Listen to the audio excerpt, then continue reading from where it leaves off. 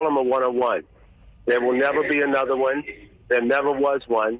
He never copied or duplicated. He always originated. So when you talk about artists, every artist's dream is to be a one-on-one.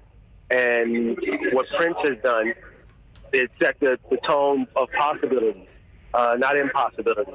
It's saying tell your truth, be who you are, and have people accept you and accept your music for the soundtrack of their life. I know he has so much music. What was Kevin Lyle's favorite Prince song?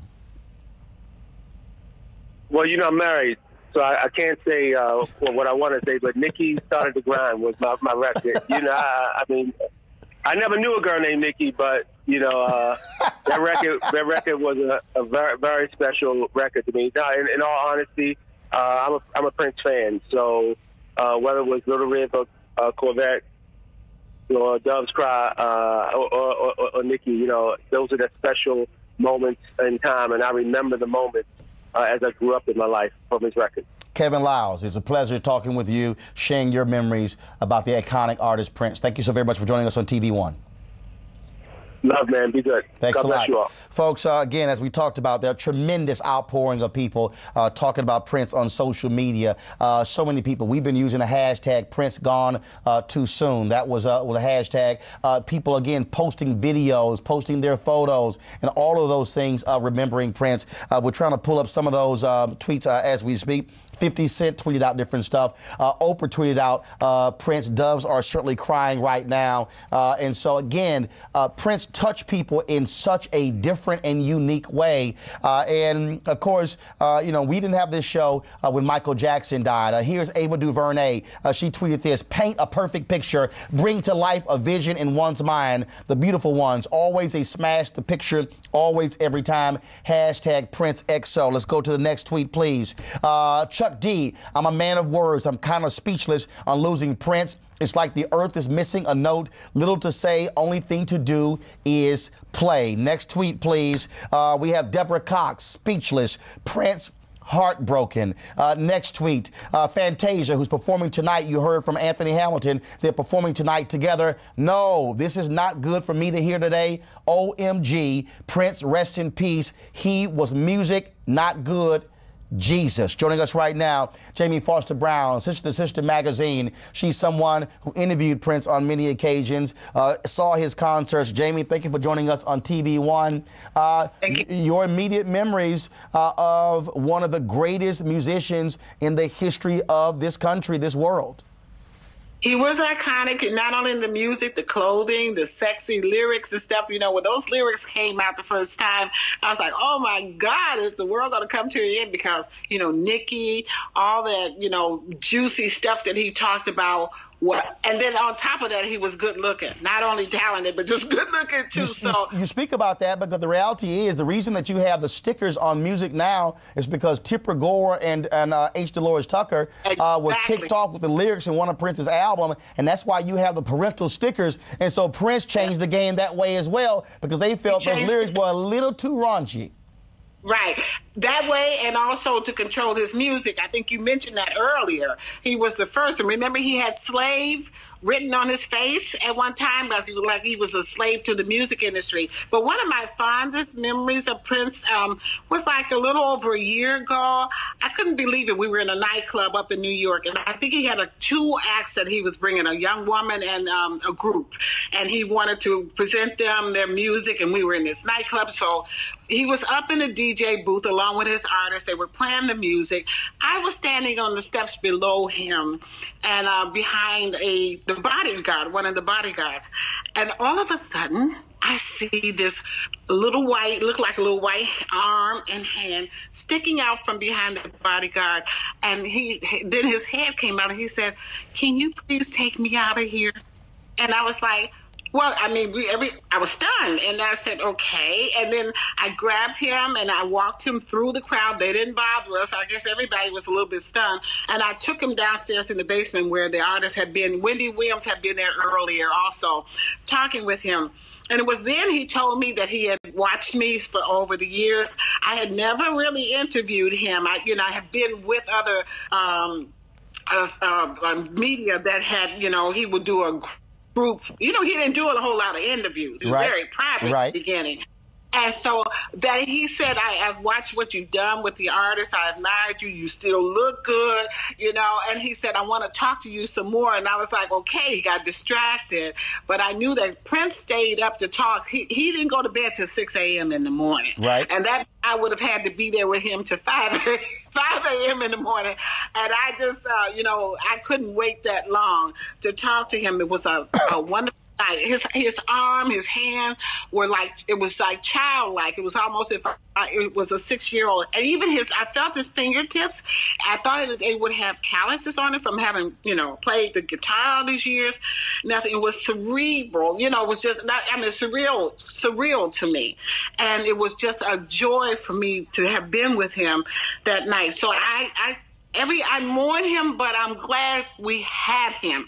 I think that God takes his angels back early, just like he took back Michael Jackson. I mean, we can only have them for a little while, and then they go back. So I'm just happy that God sent him to us and that we all enjoyed it, that he gave us so much. We can't be, you know, selfish. Absolutely. Jamie Foster Brown, always a pleasure. Thank you very much for sharing us those memories of Prince. Thanks a lot.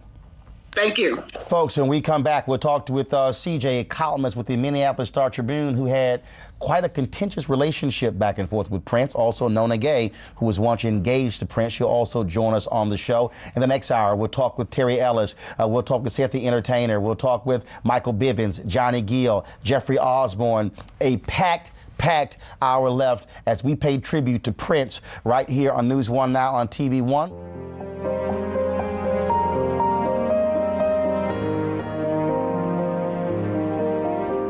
Folks, welcome back to News One Now on TV One, our primetime special, Prince Remembered. Joining us on the phone right now is a columnist with the Minneapolis Star-Tribune. Let's just say she had an interesting relationship with Prince. CJ, how you doing? I'm doing okay. Just share with our folks, you and Prince. Yeah, I don't know if I could call it beef, Roland. Maybe it's a little veal. We had a situation. I'm thinking that I was less inclined to slather him with praise all the time for his behavior, because some of his behavior was not good. And I wanted him to be a better human, and so I would point out these things. And he didn't take kindly to that, and I'm assuming one indication of that is that the song Billy Jack Bitch is about me. It's about you. And what he doesn't know, what he never knew, is that there was somebody who worked at Paisley Park or was close to Prince who floated me a tape of Prince performing that song at the Glam Slam nightclub in Los Angeles, and I think he had one down in Florida. And at the end of the song, after he finished complaining about me, he fell to his knees and he said, CJ, Billy Jack Bitch. And so I'm pretty sure, and the one time I met Prince, I realized that I was the person standing there rolling my eyes, and I said to him, I said, well, you don't know me. I said, well, you don't know me. You know who I am. And he said, who are you? And I said, I'm CJ. And the first thing he said was, Billy. And of course, there have been so many people who are no longer friends of his, who were at Paisley Park at the time that he wrote the song, who have told me that the song was about me. But I was just talking about this, ironically, I was talking about this Wednesday when I was at Fox 9. I went to Paisley Park for Sharon Sells Belton's fundraiser. That's the former mayor of Minneapolis. And I'm out, and I put on some glasses, which I wasn't seen in at that time, and I put on a cute little purple dress. And I was out there, and I was bopping along to the music, and he was up on stage, and he got a look at me. And the next thing I knew, I was being tapped on the shoulder, and someone whispered in my ear, I've been asked to ask you to leave. Wow. So, and I said, where's my money? And they gave me my $100 bill back, and I left. Wow. Well, he certainly was someone who, again, he could be a little tough with journalists, and so. That's okay. I'm okay with that. Gotcha. Okay with that. Well, CJ, But he was one of a kind. And I've gotten a little hate because I've been saying that he was the real music icon in Minnesota, not Bob Dylan. They're different different kinds of guys, but I just think Prince had more star power. CJ, you don't have any, baby. This TV one. You ain't got no argument here between Prince and Bob Dylan. Prince absolutely above Bob Dylan. I got to get to a break. CJ, it was great you joining us. We'll be sure to have you back as well. Thank you so very much. Take your time. Bye-bye. Folks, we come back. We'll talk to Nona Gay, the actress who was once engaged to Prince. We'll talk to a lot of folks. Terry Ellis in Vogue, Michael Bivins, Johnny Gill. We'll talk to Seth the Entertainer, Sean Robinson, entertainment reporter. We'll also talk to Christopher Reed, Yo-Yo, Lil Jon, a drummer from Prince. We'll hear from Philip Bailey, Earth, Wind and Fire. Folks, a jam-packed hour. Plus, we go live to the Apollo with one of our editors from HelloBeautiful.com.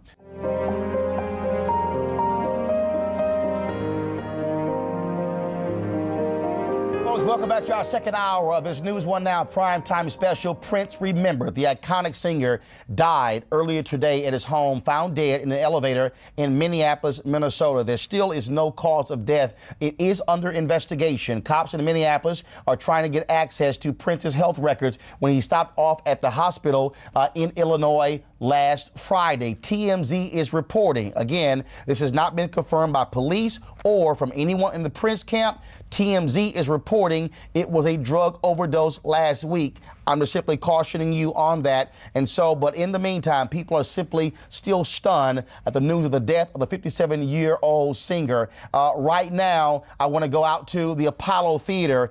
Danielle James with HelloBeautiful.com, our sister site, is joining us right now from the Apollo. Danielle, people are gathered at the Apollo. Tell us what's going on. Roland, the scene here at the Apollo, everybody is celebrating. I'm turning around the phone. You guys can see the life of Prince. We're listening to When Doves Cry right now. Everyone is so sad right now. As you know, Harlem is the mecca of Black America. I'm live right now here with Sheila, with Joanne. Joanne is a native of Harlem. How are you feeling right now, Joanne? I couldn't even believe it. And it's still hard to believe that he was a legend song. What's your favorite Prince song, Joanne? This one right here, Doves Cry. When Doves Cry? And how has Prince played an influence in your life? Oh man, I've been growing up. Prince been in my life since I was a little kid. I'm a grown woman right now with kids of my own. Yes. Thank you, Joanne, so much for talking to us. Hey, Danielle. Yes. First of all, the sign there at the Apollo, have they changed it to honor Prince? Repeat that, Roland? Yeah, the sign there at the Apollo, have they changed it to honor Prince? Can you give us a shot? Can you give us a shot? Let me give you that shot, yes. Excuse me.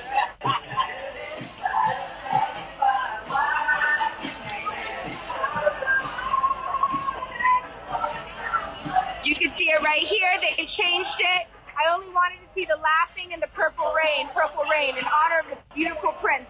We are live from the Apollo Theater, where the mecca of Black America in Harlem, the mecca of music for Black people. We are here and we are just all celebrating and listening to Prince music while people are here selling shirts in honor of Prince. Right now, we have shirts being sold. The likes of Prince, people have gathered around. They're dancing, they're singing. People are just talking about reminiscing on what Prince has meant to them, how much they love Prince, how much he means to them. The atmosphere is heavy with sadness, but people are just loving and celebrating the life of Prince. All right, then. Danielle James, HelloBeautiful.com. We certainly appreciate you joining us live from the Apollo. Thank you so very much. Thank you, Roland. Thank you. Well, folks, there are so many people we're talking to who remember Prince, who knew him well. My next guest is someone who not only knew Prince well, she was once engaged to him. Joining us on the phone lines right now is the daughter of Marvin Gaye, the actress Nona Gay. Nona, welcome to TV One. Thank you so very much, Roland. Thank you for having me. This has to be a very difficult moment for you. We certainly, our prayers go out to you as well. Just share your initial thoughts about Prince Rogers Nelson. My initial thoughts were really just that I couldn't internalize the fact that it was real when I heard it from my mother. My mother gave me the news. And I have just been going over memories and, things that he used to say and do, and that we used to do together. And just really, I've had a very tough day. Probably one of the toughest days I've had since my father passed. He made me laugh all the time. And I know people kind of extremely private. It's funny that you use that word because the very first time that we spoke, I said, I know that you're a very private person, because he had asked me to kind of write him a letter. And, so I did, but it was kind of a very private thing, our correspondence. And, I think he kind of enjoyed his privacy. It was very interesting for me because I was 17 and I'd never experienced anything like him. And, I never will again. He was amazing and one of a kind. And we've lost an incredibly wonderful and talented man, an icon. And like I said, it's been very difficult, but he's in a better place now. He's with everybody else who's left too early. I think maybe they're up there jamming. I hope so. That's what I like to think about is everybody together, my father and Michael and now Prince, being free of anything that's painful or uncomfortable on this earth that we have to deal with. Nona Gay, we surely appreciate you joining us on TV One to remember the great Prince. Thank you so very much. Thank you so very much. Joining us right now, folks, via FaceTime, is Corey Murray. She's the entertainment editor for Essence Magazine. Corey, welcome to News One Now. Thank you for having me. Prince performed at the Essence Music Festival in 2014. It was an unbelievable concert, and he had a very interesting relationship with Essence Magazine. Yes, he did. He actually performed twice. He performed for our 10th anniversary in 2004, and yes, for the 20th in 2014. And on my Twitter page, I've held up the moment when he played Purple Rain and the purple confetti that bursted out and all over the Superdome. I have that image captured, and now I probably will never take it down because he was definitely a friend to Essence Magazine. And in fact, what was interesting is Prince initially wanted to perform all nights at the music festival, but that was going to be it was going to be a little costly. Yes. And I can tell you, the moment it was announced that he was performing, people went crazy on social media, and I remember that night vividly. And when he performed, and it was shocking, he performed a Michael Jackson song that night. It was amazing. No, you talk about people going crazy on social media. I got hit up so much on my personal phone by friends I had heard from years. Like, can I be your guest to the Essence Festival? Can I get tickets? Everybody wanted to be there for that. Oh. Corey, first of all, your favorite Prince song? Adore, hands down. It broke me today playing it. I literally cried. I was in tears today listening to it at work.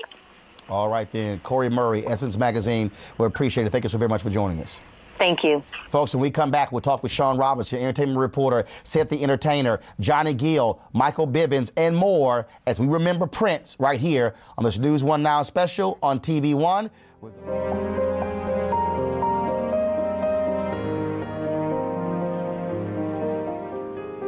All right, folks, welcome back to this TV One News One Now primetime special. We remember Prince.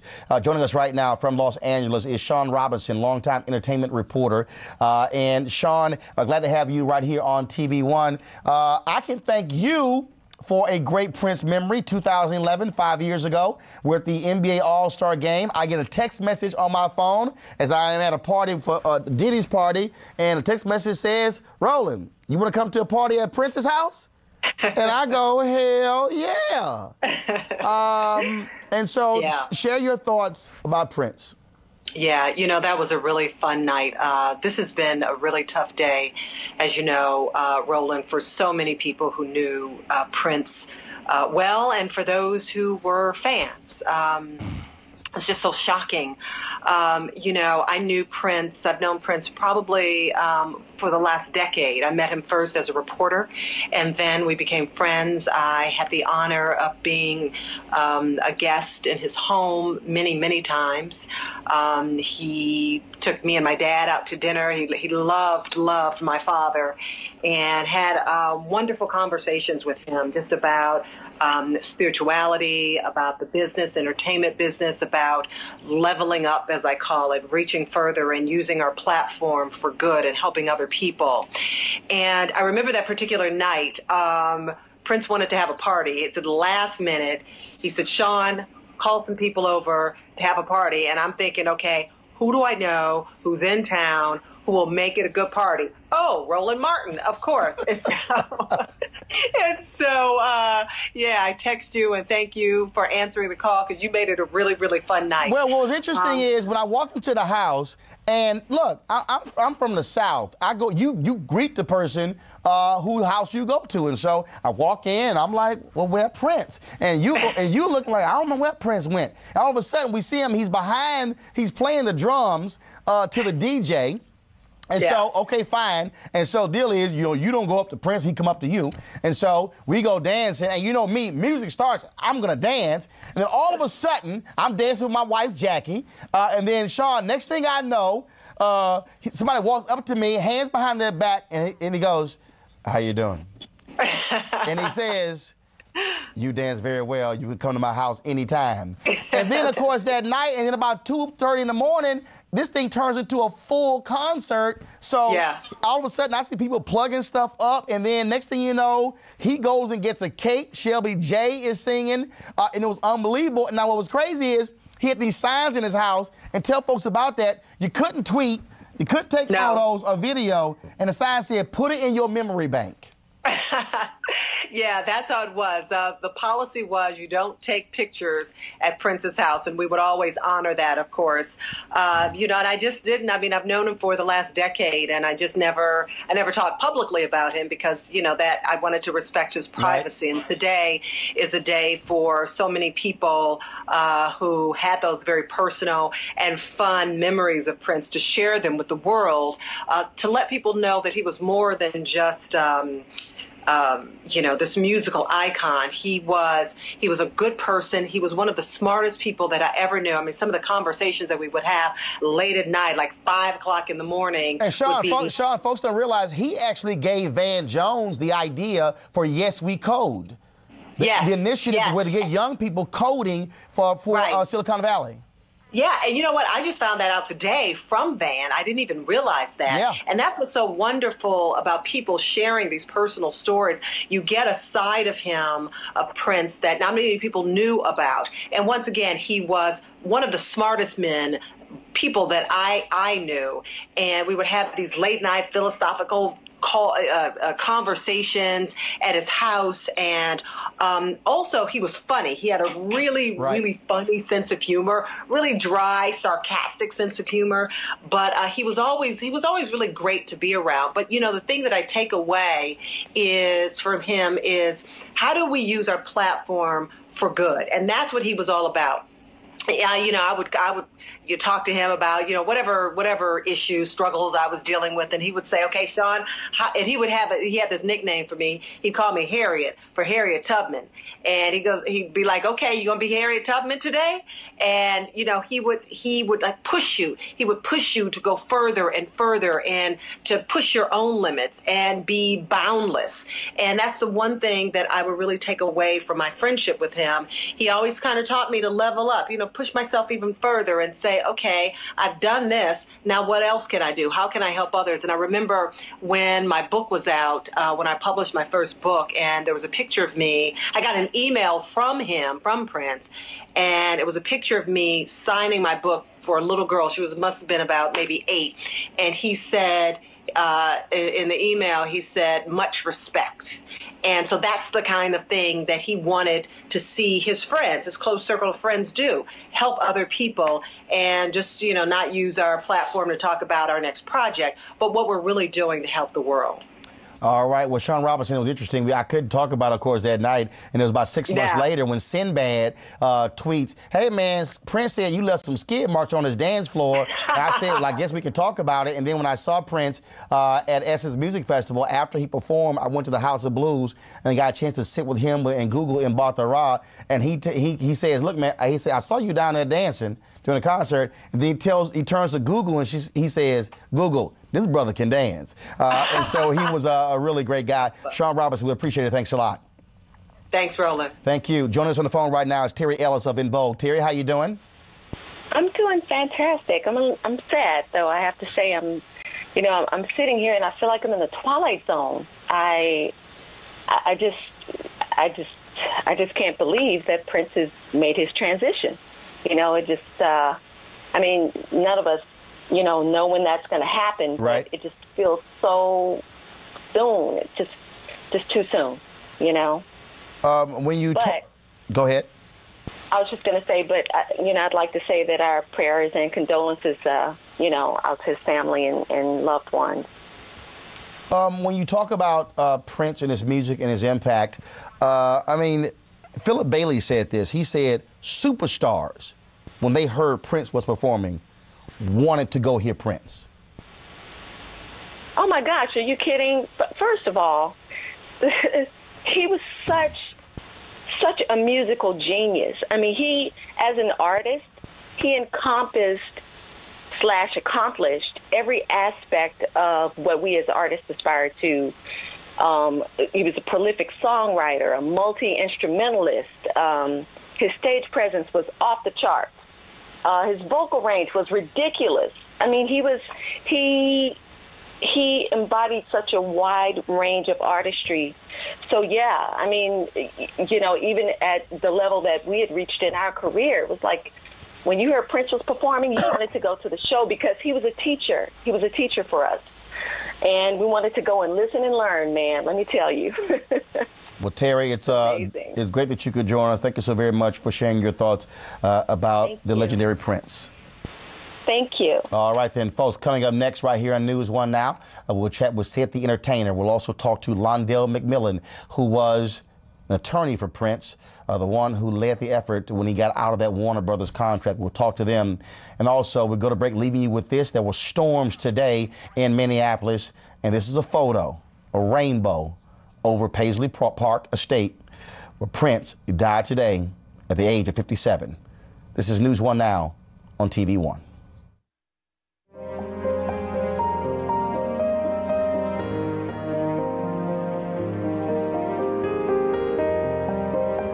Folks, welcome back to this News One Now primetime special, Prince Remembered. Joining us on the phone right now is attorney Londell McMillan. He was the attorney who worked with Prince when it came to his Warner Brothers contract. He was the one who set the standard when it came to teaching other artists about their music. Londell, welcome to TV One. Hello, Brother Roland, and hello to all of the people watching. But it's a tough day for you, Londell. You were attorney for Michael Jackson. You were attorney for Prince. This is difficult. Yes, it's very, very difficult for a lot of us. But when you're very close to someone like Prince, you become more than just an attorney. And he was my brother. He was my partner. And we did a lot together. You have to know that I was blessed to actually have him in my life and have him impact my life. And I hope that I impacted his. We certainly were able to do some monumental work. It certainly was great to bring him closer into the nucleus of our community and connect them with so many of the people that I even see on your show. And then to create such history with his innovation and making it work from a business perspective so it can meet the freedom that he had in his heart. He wanted that freedom and that creativity to connect, to create, do great things. And I'm just very profoundly proud to have worked with him and very profoundly touched and saddened. He was certainly an original. You were with him in that Warner Brothers battle. There was a point when he stopped using his name. He also gave an interview with the Today Show where he said you were the one who gave him the name The Artist. Mm-hmm. Well, I gave him the name The Artist, one, because I wasn't about to keep saying the artist formerly known as Prince. And, you know, in our computers, we had his symbol in a font. So when I would do his contracts, I would have to use that symbol in documents. But for me, it was really just about service to this great man at first, about trying to have him not only just achieve what he was looking for as a legal client, but to achieve peace. So when I met him, I said, well, how do we get that slave off your face? And he said, well, you get me free, then I'll take it off my face. And as a student of African-American history, you know, I shot back at him something that I think started a turn with Brother Prince, and it started a relationship that I think we enjoyed. And I said to him, well, freedom has never been free. Freedom has never been free. And then he looked up at me and with straight eye contact, because Prince used to look off in the distance. He never used to have direct eye contact at that time. Right. The Prince that we know him over the past decade that Sean mentioned in your show earlier, that was a different Prince. You know, Prince was doing something else. But Prince has always been a cool dude, but he was always a bit mercurial. But he's just so amazing, so amazing. I mean, you're going to hear musical genius many, many times, but what you may or may not hear, that he was lovable, he was witty, he was funny, he was intelligent, he knew how to speak extremely well, very conversant, very powerful, and certainly courageous. Londell McMillan, attorney for Prince. Man, we appreciate you joining us, sharing your memories with the iconic one. Last time you talked to him? Sunday. He said, I'm doing perfect. All is good. 4 days later, he's left us. Londell, thanks a lot. Before I go, let me say this. Brothers and sisters, we have to take care of our health. We have to watch those things like that. And we just have to keep lifting his spirit up. And thank you for making this show happen, because we got to keep Prince alive. He's never going to die. Thank you, Roland. Londell, I appreciate it, brother. Thank you so very much. Folks, when we come back, we will talk to Seth the Entertainer about Prince. We'll talk with the singer Yo-Yo about Prince. We also will hear from many others, including Lil Jon, who was a drummer with Prince. This is our News One Now primetime special, Prince Remembered. This is some video earlier of the day of folks outside of the Apollo dancing to Amistad Prince right here on TV One.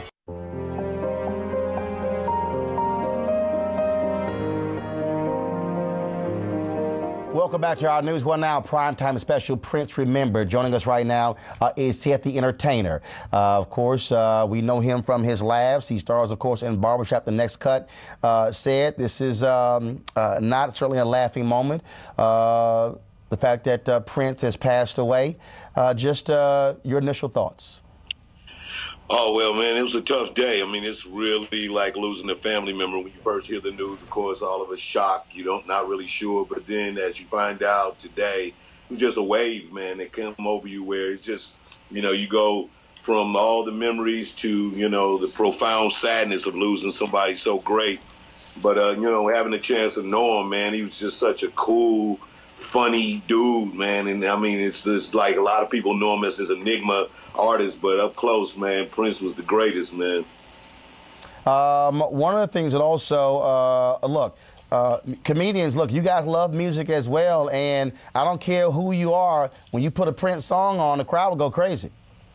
Oh, without a doubt, man. I mean, you know, it's one of those things that you find yourself, ow, you just, you know, you get loose out there. I mean, dance, music, sex, romance, you know, 99. Don't let Purple Rain come on. I think I tear up every time he get to the little screaming part at the end. I mean, it's just that feeling and so much emotion that he had and where he can take you, you know, with a song and the way, you know, he kind of rocked it and performed it.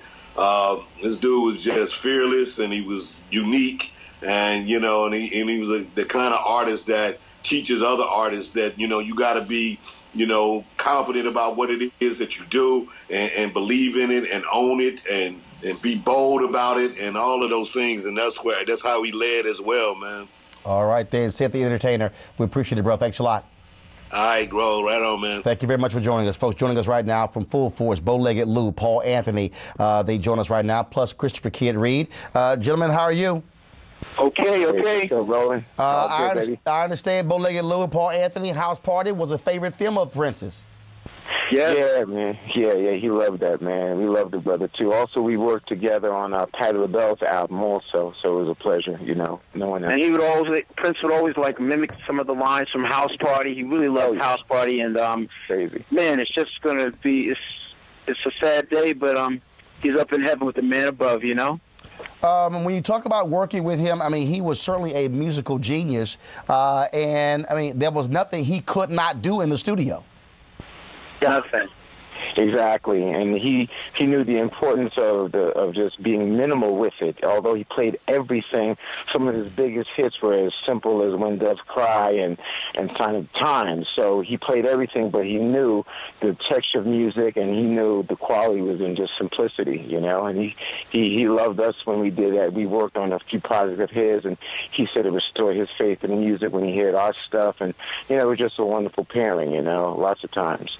And the brother had such a great sense of humor also. I mean, sometimes you look at Prince, just look at him serious, but man, he had a great sense of humor. He cracked jokes with the best of them as well, man. Folks, the video you're watching right now, this is the video that we shot, our News One Now crew shot of Prince performing at Essence in 2014. That's what you're seeing. I want to bring in Yo-Yo to this conversation. She joins us via FaceTime as well. Yo-Yo, how you doing? I am wonderful. How about yourself? Doing great. Just share your initial thoughts about Prince. Well, you know, Prince was an artist, of course, and he had such an influence on hip hop, which a lot of people I don't think are aware of, because he gave hip hop artists, a chance to be unique, leather players. Yo-Yo, not only when you talk about the inspiration, what I tell people at the Soul Train Awards, he made when he got honored, he made everybody stand up, and he made it perfectly clear to the artists, you better focus on the business of show business. Yeah, I mean, when you look at RZA, when you look at Tribe Called Quest, when you look at Wu-Tang Clan, when you look at Taylor Swift, so many different artists who were scared to bite the hand that fed them because of these big engines that we work for and work behind. It was unnatural for us to speak about things that was bothering us, for us to talk about things that we knew was a problem with our career, and he made that just so. He made he made us feel comfortable doing it because he was such a grand artist to us, and to witness him doing just that and saying, hey, listen, you can take the music, but you can't take my artistry. And that's what so many of us were afraid that was going to be snatched from us, our artistry. And he was such a leader and a feminist. I mean, he loved working with strong women. Look at all of the strong women he worked with and stood behind.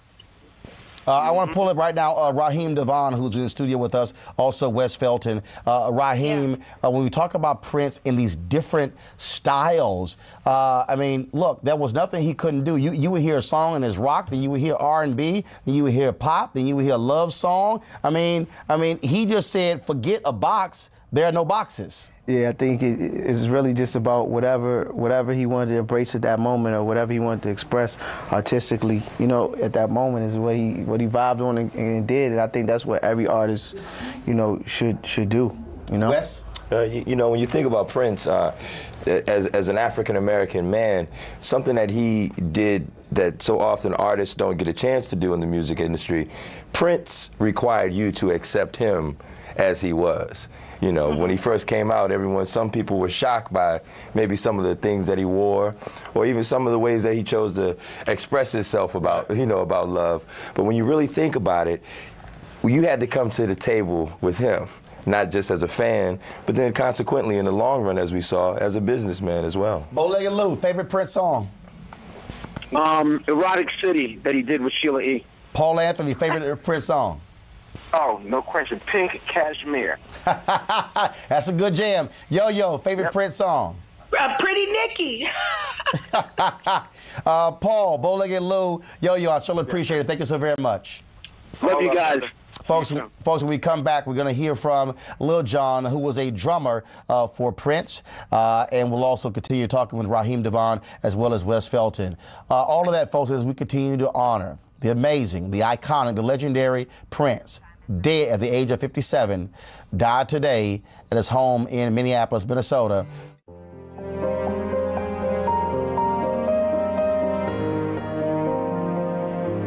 Welcome back to News One Now, TV 1 Hour primetime special, our tribute to Prince. Joining us right now via FaceTime is Lil Jon. He was a drummer for Prince. Lil Jon, how are you? Hey, Roland. How you doing, man? Doing great, man. Tell us what it was like working with an absolute legend. Yeah, I had the privilege of playing with him for the 2005 NAACP award show. Sheila E., he had her put the whole band together, so she called me to come in and play drums for that. And it was an honor, and you know, I was nervous because he's a drummer as well, and, you know, intimidated the whole nine. But, you know, when you get in there, you just got to go for it, man, because if you don't, he will replace you with somebody else. When we hear the stories of James Brown being a taskmaster, was Prince the same way? Absolutely. I mean, he will find you like James Brown would and everything like that. Like, I've heard stories from other drummers that have worked with him. You know, he'd find you for wearing the wrong clothes, you know. But he would pay very well, but then he'd find you very big, too. And when we think about Prince, the dude loved to perform. He would do a concert, and then when the concert was over, he would go to a club and jam harder at the club than he did at the concert. Man, we went to his house after we did that one performance at the award show. We played there till a good 6, 7 in the morning. Then he still wanted to hang out and talk and hang out. I always said, man, do you ever sleep? And that was always the case. And like I said, when I went to his house,